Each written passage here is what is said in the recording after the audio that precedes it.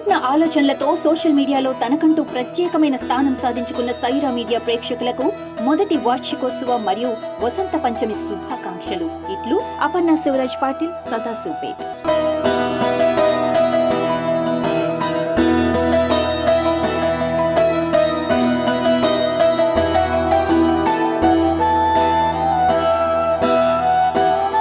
గత సంవత్సరం నుండి సైరా మీడియా ఎంతో చక్కగా ప్రజలకు వెళ్ళి ప్రతి విషయాన్ని ప్రజల వద్దకు తీసుకెళ్తుంది.